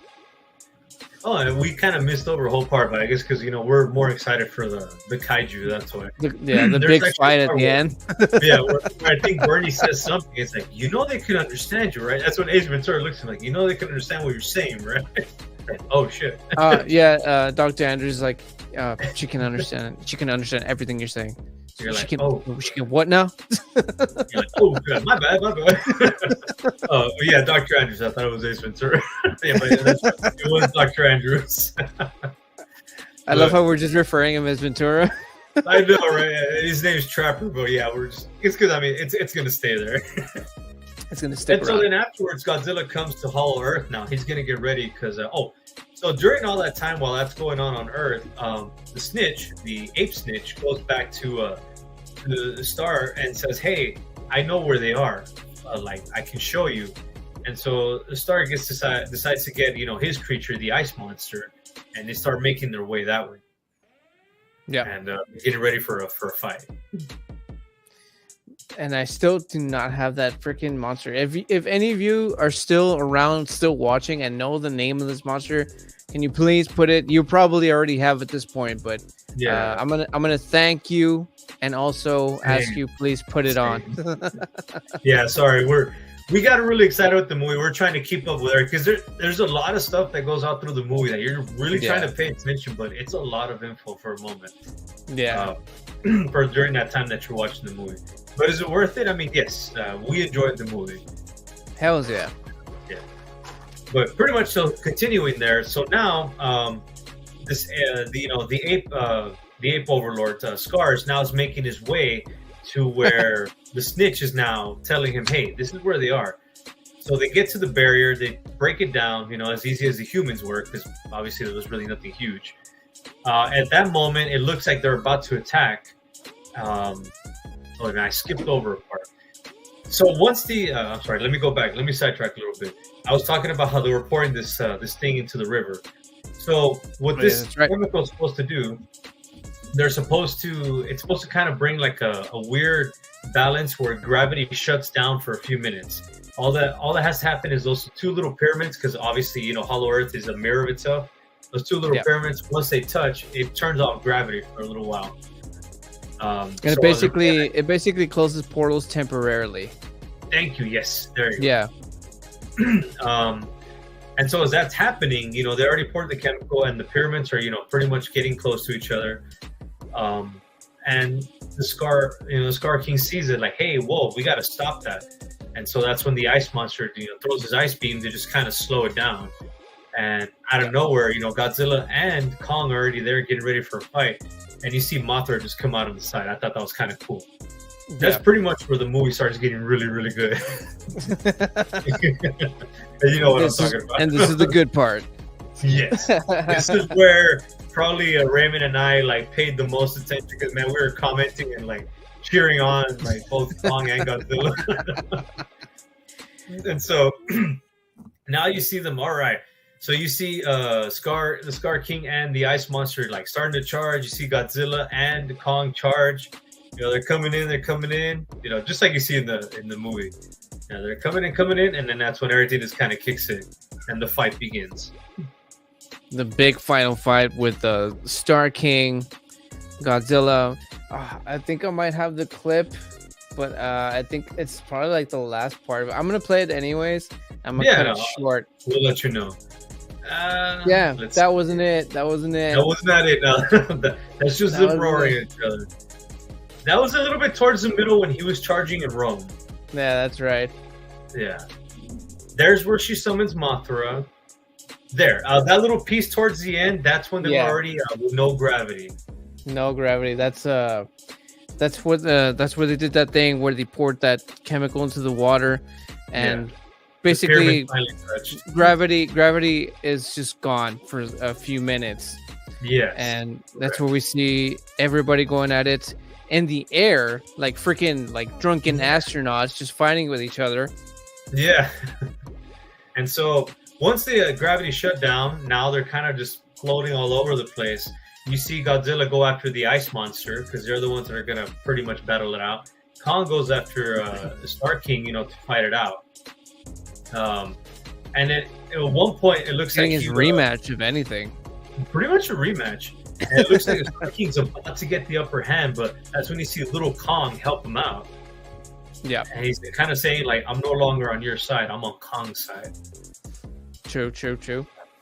I feel like in that big fight, I feel like Godzilla and that fucking monster, we don't have his name yet. Ice Monster, that's what I'm calling him. Kind of had the upper hand on account of they both like have the ability to kind of like swim. Yeah. Because the G-Man's just kind of like gliding and all over the place. Exactly, yeah. And so is the Ice Monster. Like, they're going at it. Like, they were actually, I feel like they were evenly matched. You know? Oh, hell yeah. Which is why when before the zero gravity fight started, they charged at each other. Kong up here, what's his face? Star King up here. Yeah. The G-Man and the Ice Monster down here, and it was just like it was like seeing that the Avengers showdown with all of them coming towards each other, except giant monsters. Yeah. And you know what else it reminded me of? When King Ghidorah and like Godzilla kind of were charging at each other. Exactly. Yeah, that's true. That's true. Yeah. Just like that. Yeah, that's true. Yeah. And so during that fight, you know, they're in zero gravity, and it lasts for just a few minutes until the gravity finally kicks back in. And they're continuing the fight, but that's when the Star King says, "Hey, here's my chance to get out." That's right. Because during the when they were in that little temple, when Gerald went into the temple with the Queen, during the storytelling, it says that particular ape wanted to actually go to Earth because he wanted to take over, but the Godzilla was able to stop him by burying him in Hollow Earth. That's right. That his desire was to go to the surface and just rule it. Yes, he wanted to rule the surface. Yeah. But Godzilla was able to cave him in before that could happen. Yeah, because G-Man ain't gonna let anybody rule anything unless he's like, you know, he's the one to do it. Exactly. Exactly. And so, as the gravity turns off, that's when the Star King says, "Okay, hey, you know what? Here's my chance." And so they all kind of get near that one portal that was there, and they all fall in. Kong is following, you know, right behind him. He's like, "Hey, I can't let him take over Earth." He has his axe again, but he hits it into, I guess, one of the corners of where that portal is, and he lets go. Like he tried to slow down his fall, but loses it in the process. Yeah, and he gets stuck there. So then now, I believe you have the clip on this one, is when they all emerge from the ocean, and that's where the fight on Earth starts to happen. which There we yeah, go. there we go. That's when the fight on Earth tends to happen. So that's where they emerge from Hollow Earth and go back to regular Earth, and they start their fight. That's where the Star King first sees the surface sun for the first time. Yes. And he sees humans, as you saw at the beach, and he's just roaring at them like if we were to roar at ants, and just starts like throwing shit at them and just like, you know, being a ruthless king, I guess that he is. And then that's when Kong comes out from Hollow Earth and does his best to defend the people. Yes. And at the same time, the ice monster comes out himself, and Godzilla emerges as well, you know, getting ready for another fight. And The part where the ice monster comes looks awesome because they come crashing towards the ocean, and there's waves. But when the ice monster comes in, the waves just kind of stop. They freeze. Everything just starts freezing, which is another reference to Game of Thrones. You know what I'm talking about, right? Yeah, I was like, oh my god, are they doing like a Game of Thrones thing here? It reminded me of the other guys when they keep referencing TLC. There you go. You ever seen the other guys? Yeah. It was Will Ferrell and oh my god, Mark Wahlberg. Mm-hmm. Yeah, I felt that's what it was. Like they kept referencing other movies, especially Game of Thrones. But yeah, like you see the way, you know, you see the ocean kind of, you know, doing its waves, and then everything just starts to freeze, and that's when they emerge from Hollow Earth. And if I can recall, I think one of the first things the Star King does is forces the ice monster to freeze the sky, hence turning everything cold. Yeah, that's correct. Yeah, I missed that because they mentioned that just the presence of this monster on the surface is what started the first ice age. We completely skipped over that. Well, that was actually part of the story. That's part of the story. Yeah. So just to give you an idea of how dangerous this monster is. Yes, he caused an ice age, pretty much. Mm-hmm. And so they come in. The Star King. Little small detail. The way Star King controls this ice monster is with like, I want to say it's like a little spike, like sparkly, shiny, whatever, an ice crystal, which I can only assume is part of the monster. I can assume. And he literally, all he has to do is just point and command the monster, and that's where it's gonna attack. Yeah, pretty much it's at the end of his whip. He'll grab the little crystal, it'll start glowing, and he says this way. And the way he controls the monster is with pain, because if the monster refuses, he grips the crystal again and kind of twists it, and that's when the monster feels pain. Yep. They did mention that too. They did mention that. It's a good movie, a lot of information. Yeah, it's way too much to remember. Yes, it's a lot of it, but it is worth the seeing though. Really, so now at the surface and the ice creature does blast into the sky, he's starting to create like kind of a cloud of ice, like little by little, it's starting to form. And so Godzilla pretty much intervenes and starts fighting the monster, while Kong starts fighting the Star King as well. And that's when he knows, like, hey, I gotta eliminate him. Like, I have no other choice. Yeah. And there it is. There's the gauntlet. And there's that whip. There it is, right there. There's the whip.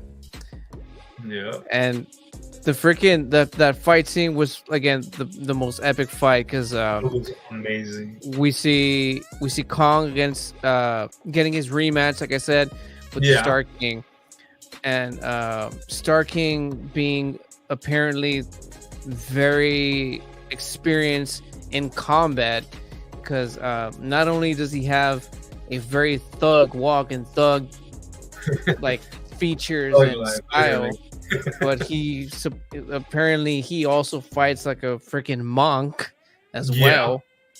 Oh yeah, he's about that thug life, man. You didn't see that whip, Dude, for real. And basically, like, the Star King gets the teeth knocked out, as you saw a clip earlier, Yeah, by Kong. And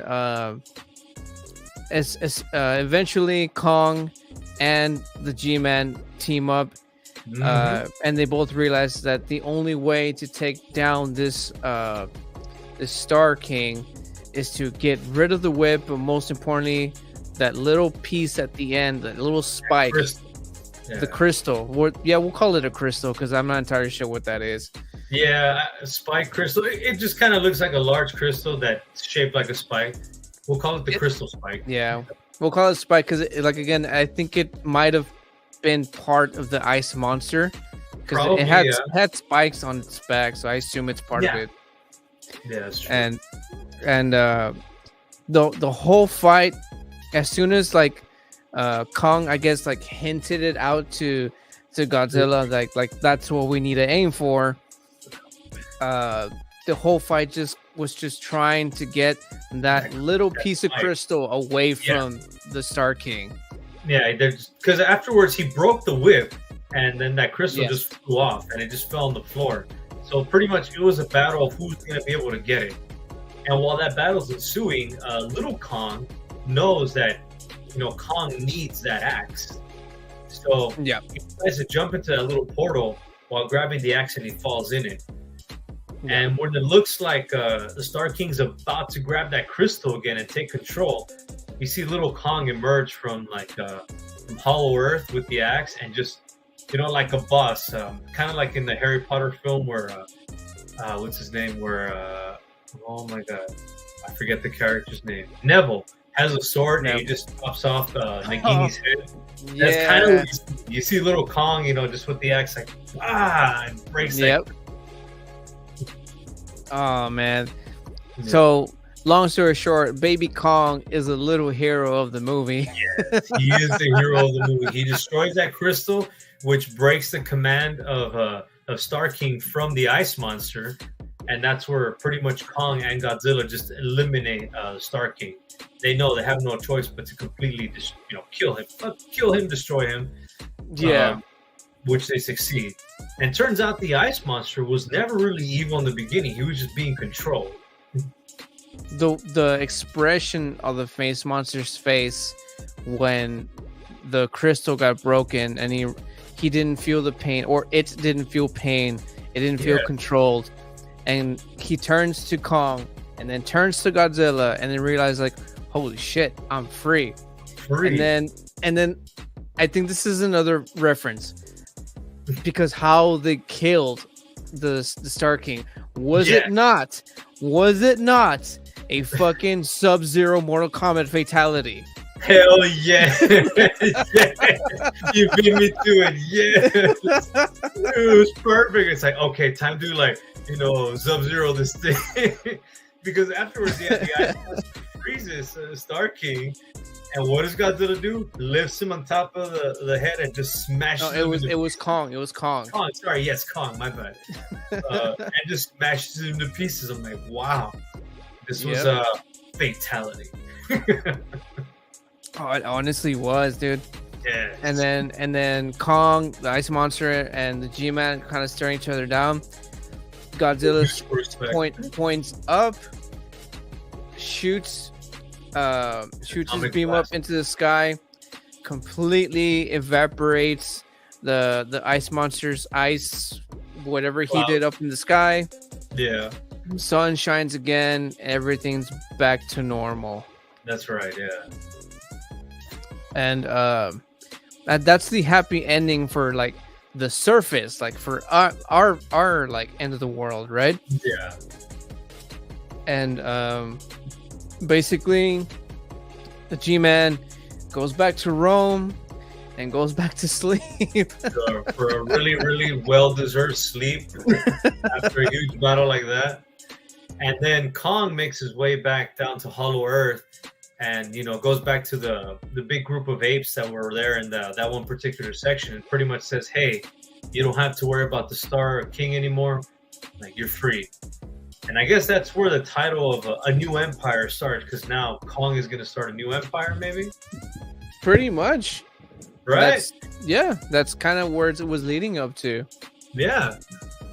So that's kind of more or less where the movie ends. Kind of leaves it a little bit on a cliffhanger if you think about it, because it looks like there's room for just a little bit, actually. Just a little bit. Yeah. A new empire. There you go. They can probably do something else, but it's like I don't know what else they would probably do. Like, good question. The only thing I can think of is maybe where both Godzilla and Kong maybe go up against another kaiju that maybe even eliminates both of them. But you see Little Kong, and maybe they can finally introduce Godzuki in there. Godzuki, yes. Yes. I asked that question since the beginning. I'm like, we got a baby Kong. We never had a baby Kong, but we had a Godzuki. Where the fuck is Godzuki? Where is Godzuki? Yeah, because I'm thinking like it'd be kind of cool if maybe they could bring back. Do you remember the kaiju Destroyer? That could probably be the one. Yeah, because he's the one that actually did defeat Godzilla completely. Yeah, that's true. And then Godzuki took over. If I'm correct, I might be wrong on that. I don't remember that back. But yes, you're right. That was the kaiju that did take down the G-Man. And they had to make another movie for him to actually come back and defeat him.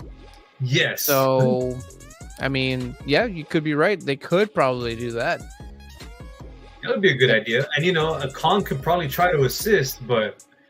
Well, I mean, maybe if they decide to do something like that where he assists and maybe they defeat Destroyer, but it would be a kind of a great idea where, both of them kind of get defeated, and you see both Godzuki and Baby Kong take over and they defeat Destroyer. It's just an idea, Yeah.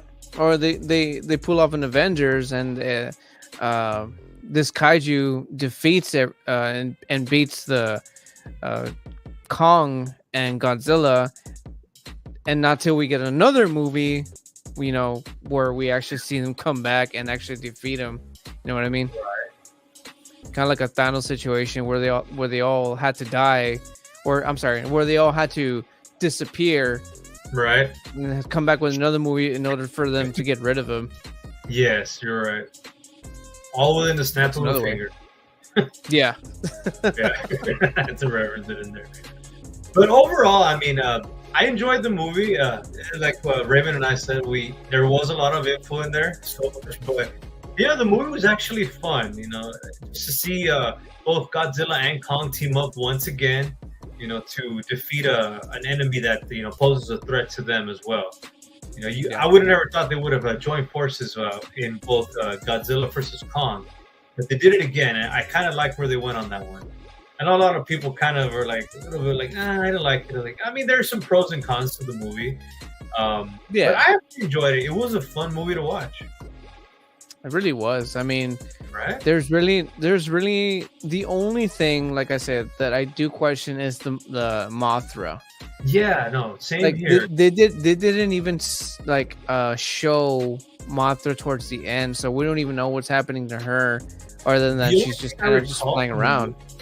Yeah, the only thing I recall from the movie, she did kind of help out during the zero gravity battle. Excuse me, where she kind of stuck some of the opponents like with her web.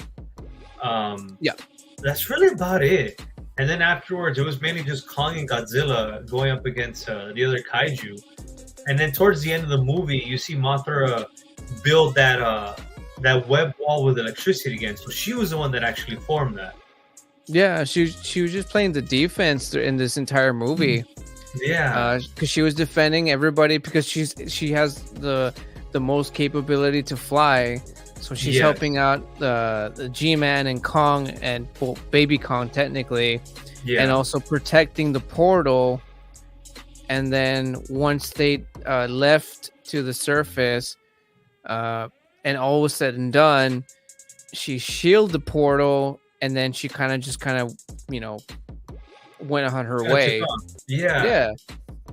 So there's not much. I mean, they can maybe, I don't know. That's the only part that kind of like confused me. And that brings me a lot of questions. Like, she only came back out of thin air. So it's like, I don't know, man. Yeah, I think even you and I mentioned it during the movie. It's like, whoa, like, what's Mothra doing here? Like, not in a bad way, but just kind of, it was just kind of guard. Yeah, because I even had to explain to my wife, like, because she's seen the movies with me, but I had to remind her, like, oh, like she died in the other movie, like she's just coming back out of thin air, like what the fuck, what's going on? Right. Yeah, no, that's why we were both like kind of like, whoa. Yeah, she even told us during the movie theater before the movie started, like, you guys are nerding out. It's like, guilty. Yeah. We were guilty of that. I mean, when you're both Godzilla and Kong fans, I mean, come on, you gotta enjoy it. For reals, man. Yeah. But I mean, the movie was good. Other than the fact that Mothra came back, that's the only. It's not even a complaint. It's more just questions like how and why. Like, well, where did she come from? You know, like I understand that, you know, in the movie they kind of incorporated a little bit of the story, but she just came out of nowhere still. Yeah. Yeah. That's Unless the maybe only the first thing. kaiju from King of the Monsters, maybe that wasn't even Mothra herself. Maybe that's just a form of Mothra or another Mothra. I'm not sure. How you mentioned that I have to do my homework now too. How you mentioned that that she's practically immortal. Mm-hmm. It could be like you said, just like another version of Mothra. Maybe, I don't know. Like I said, I have to do my homework now. That makes two of us. Yeah. I need to go back because I remember, at least from what I recall, I heard it in a video, kind of where they were doing a review about Mothra, where she's kind of. Oh, okay. Yeah. Gotcha. That was a while back, though. That was quite a while. So, the movie, like, what would you rate the movie? I would say the movie was kind of maybe like a 7.5 out of 10. Because there was some moments where it's kind of like, okay, like, I'll be honest, I kind of spaced out. I'm going to be quite honest. I'm like, okay. And then I'm like, oh, shit, what's going on? And then there was some really good ones where, you know, the storytelling, the history, and then, of course, the battle, the fight scenes in the battle was probably the one thing that I know you and I were like, whoa, okay, let's go, you know. Yeah, I give it like a 7. I'll probably get rated about the same too. Right? For a couple of reasons. One, I mean, I know you say you're like a Kong fan. I feel like this one was a little bit more focused on Kong. No big deal for me. We're still seeing giant monsters, so all good. But and then when they were showing what was going on with Kong on Hollow Earth, they would kind of like go back to the surface and show fights with Godzilla, which weren't like completely crazy or whatever. But I love the fact that they were still filling spots in with Godzilla with decent kaiju fights, and the fact that we were just seeing him get stronger and stronger, which is like kind of like Godzilla's thing, because again, he's an animal. He can sense the danger coming, so he's like, okay. So throughout the entire movie, he was just prepping for this final fight, which was cool on my end, because again, I'm a huge Godzilla fan. Yeah. And what else? The human stuff, again, I was never been crazy about it as a kid, but the fact that we got to see, like, Gia, for instance, like I guess she's okay character, because she has like this like weird connection with the kaijus because of where she came from. So that's kind of cool, I guess. Yeah. And again, it's not even a complaint. It's just questions with the whole Mothra thing.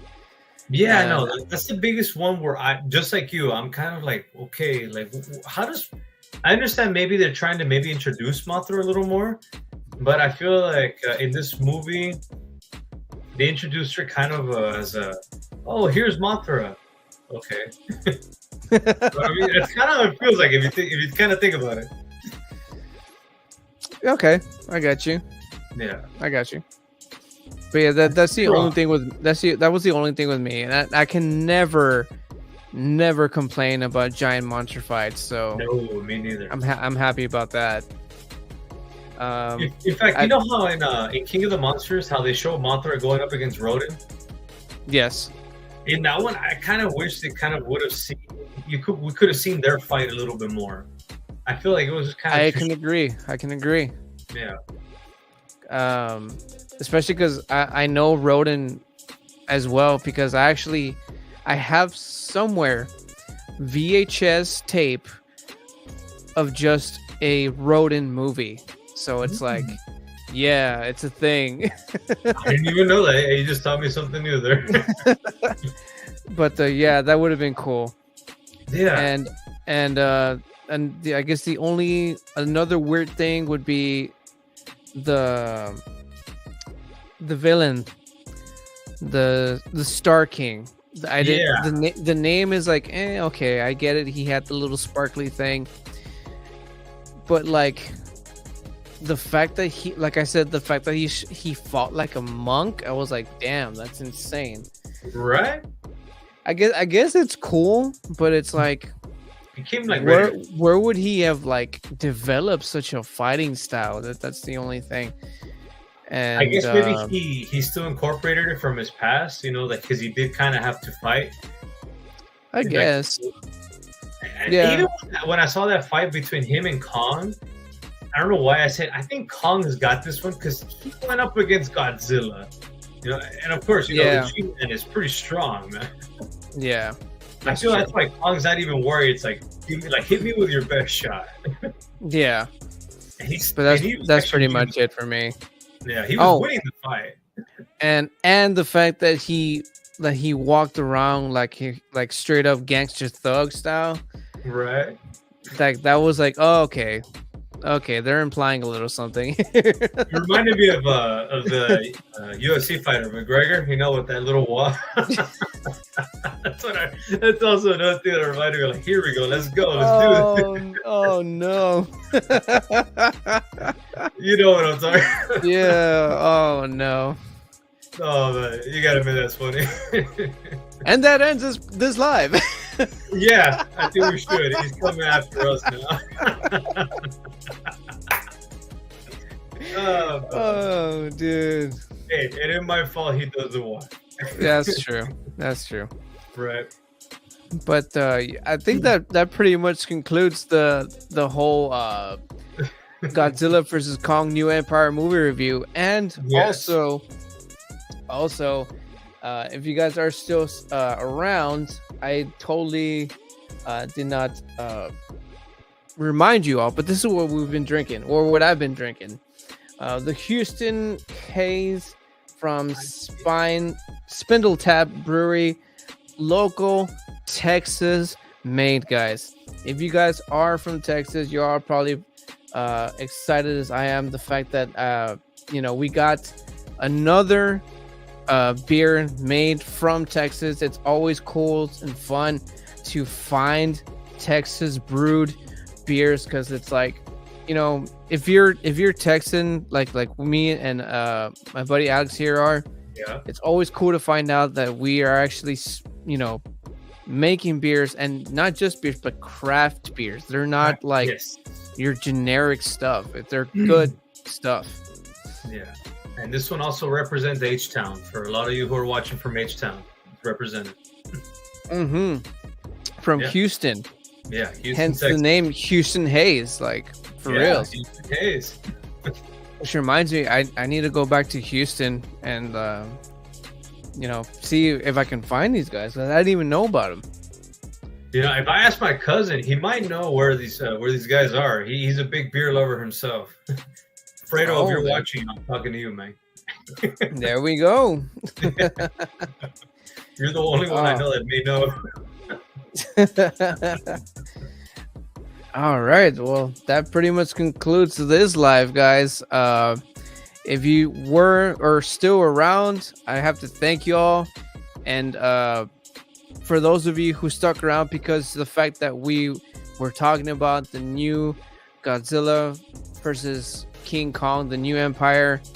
If you haven't seen it, but you you stuck around anyways, I have to thank you so much because thank you very much. Yeah, because I mean, nobody likes. Well, at least I don't like spoilers. Of course not. I don't. Yeah, I'm one of those that needs to see the movie first before you're gonna spoil the movie for me. Yeah, because it's just no fun. Like, yeah. So I have to give a shout out to you guys, and for those of you who have seen it, sticked around, and hopefully you guys actually left y'all's comments. Yeah, you let us know exactly what you thought. Absolutely. And give us your rating, stuff like that. Let's engage in the comment section. Again, this is pre-recorded. I let you guys know since the very beginning. If it looks like we're ignoring you, we're not. This is pre-recorded. But we will be in the chat for sure. And like I said, if you are new to this whole channel, this whole live thing, please consider liking the video. It completely helps. We're only please thumbs up, guys. And at this point, we are still two subs away from the 300 mark.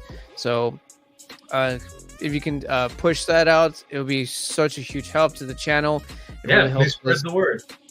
Exactly. Yeah, spread the word. If you guys are fans of alcoholic beverages of all styles, from beers to cocktails to liquors, beers of all kinds of styles, and we're not just talking domestic stuff, we're talking stuff like from all around the world. Exactly. Stuff all around the world. What we tried today. Please consider subscribing into movies, like the movie we just talked about today. Music, Godzilla, we do that too. The New Empire. Hells yeah. In fact, let us know, are you a Godzilla or Kong fan? Person or Kong fan? Yeah. That's a whole different debate right there. For real. And also, if in case you have maybe a beer that you recommend, maybe not even from the States, but from another part of the world, please let my friend Raymond know. He'll be more than happy to try it and even give you his honest review of what he thinks. For sure. And if you can somehow, because I know for a fact there's some beers that you cannot cross over to like the US. Yes. So I think you make sure that you can actually do that. That you can legally bring it this way. Yeah. We don't want to get in trouble. Yeah, we don't want anybody getting in trouble for any of this. But if there is such a beer that you can pass it over to the US legally, please do so, because I will be so down. Yes, definitely. And another thing is, please become a Patreon member. Support my best friend Raymond here. And like I said, he keeps us up to date. He gives us things that he's doing as well, and you get to see content way before anybody else sees it. Exactly. And again, the tiers start only $3. You can get photos, what's it called, exclusive content, the making of, behind the scenes stuff. So consider doing so. And that's pretty much it for this live, guys. I have to thank my good friend here, Alex, who is, again, a supporter of the channel. So thank you, sir, for joining today. Hey, thank you for having me, bud. I appreciate it. Thank you. And thank you for the invite, because I was considering to watch it, but if you wouldn't actually texted me, I probably would have seen it till the following week or something like that. So I have to thank you for that. Oh, of course, man. I said it. The only other person I know is gonna enjoy a movie like this is Raymond. It's Godzilla and Kong, Hells yeah. All we gotta do now is we both gotta watch now Kong -1. I didn't know this. Apparently won an Academy Award, man. Oh, the Godzilla -1. I'm sorry, did I say Kong? My bad. Yeah. Godzilla -1. Let me correct myself. I'm sorry, I am a Kong fan. Godzilla -1. It won an Academy Award. We gotta watch that one next, man. And who knows? We can do another movie review on that one. Hopefully, we get it on stream soon, because I think I might have mentioned this when we were out after the movie, that maybe we can make it into a watch party. That'd be pretty fucking fun. Yes, that would be actually a lot of fun, definitely. So if it comes out on a streaming service, we can make it a watch party. That would be amazing. Definitely. So if you guys are still around and you're still watching, maybe that could be a thing. But we need word on these people to let us know when this movie's coming out, man. So we're still waiting on that. We both looked into it, right? We found nothing so far yet. Dude, no. Like they're still waiting. They're waiting on something. They're waiting on something. Right. I think they're trying to work out a deal. Like I know a little bit of how business works, but I think that's what it is. They're just working out a deal, maybe. Dude, for reals, man. This reminds me of South Park streaming wars. Who's gonna stream? You know what I'm talking about? You know God damn it. But I think that calls this live, guys. I gotta thank you so much again. Thank you guys for joining once again. Yes, thank you very much. Any last shout outs before we leave? No, just to thank you very much. But hey, I appreciate you having me on the on the live. I had a lot of fun. I didn't know I was gonna have this much fun, but thank you so much. But shout out to you, man. Hey, thank you very much. To everybody out there who's watching, hey, thank you. Continue supporting the channel. Spread the word on Booze and Chill. And who knows, maybe later on we could do something different. Any ideas? Sure, I'm with Raymond. I know he's more than happy to receive any ideas. Or again, a beer review that you want him to try. Go for it. And once more, hey, become a Patreon member. Support my my buddy Raymond here. And thank you for that. And we will see you in the next video or the next live or the next podcast. Yes. Yeah. Thank you guys for tuning in. Catch you guys in the next one. And remember, if you keep watching, well, we're going to keep drinking. Do you have any more left, sir? Yes, I do. Plenty of it. Give me one moment. Give me a second. There we go. Oh, I thought you were drinking out of the bottle. I was, but I was like, you know what? Let me just pour a little bit here. I don't want to spill. Yes. Drink responsibly. Drink at home. Absolutely. Don't drink and drive. Yes, we are both at home. That's why we're enjoying ourselves. Exactly. Yes. Cheers to you guys. If you keep watching, we're going to keep drinking. Cheers to you guys. Cheers.